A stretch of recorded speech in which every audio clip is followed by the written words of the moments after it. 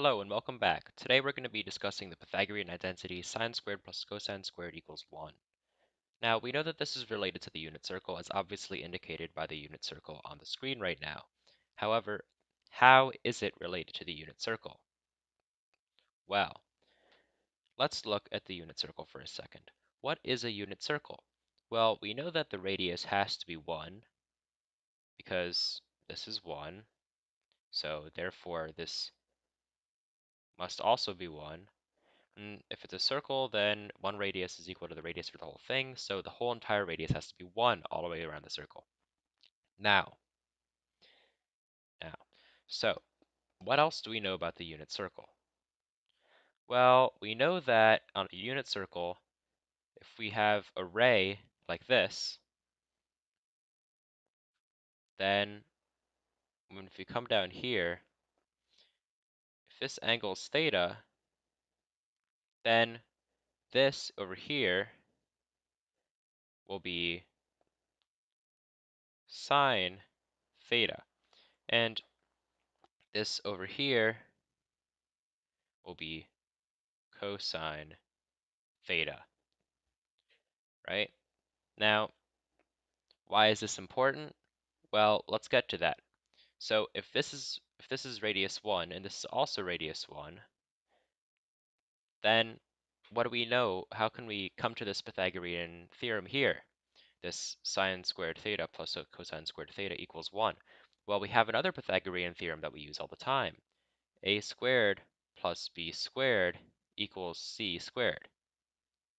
Now, if we consider this cosine theta to be a and this sine theta to be b, then this 1 over here has to be c.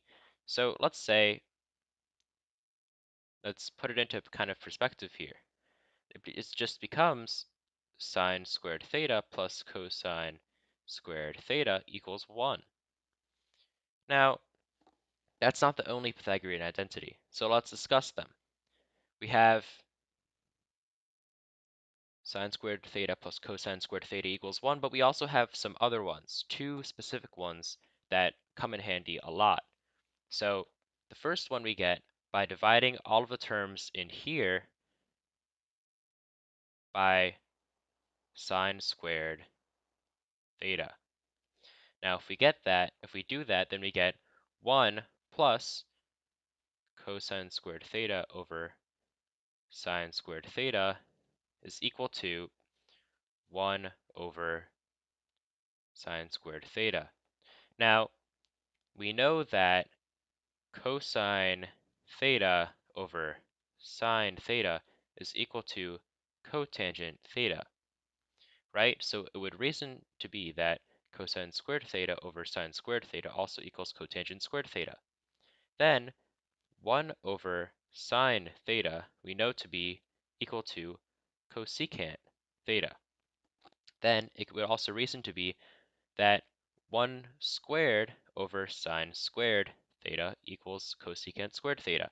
Now, why is this 1 squared? Because 1 squared equals 1, so we can just say that that's equal to 1 squared.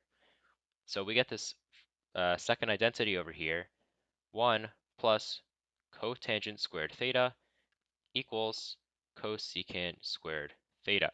The next one we get by dividing by cosine.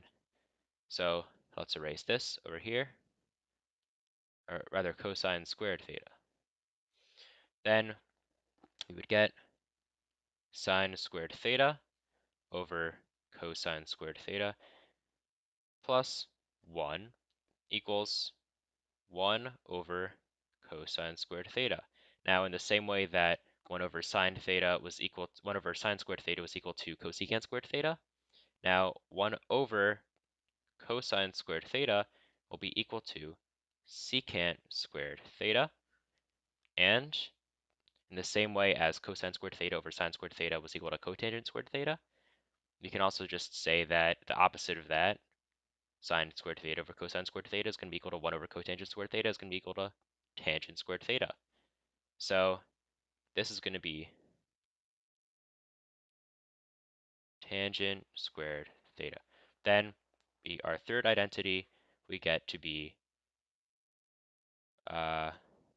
1 plus tan squared theta equals secant squared theta.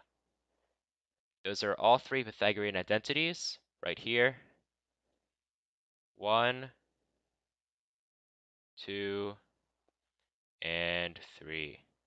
And we derived it here using the other Pythagorean identity, a squared plus b squared equals c squared.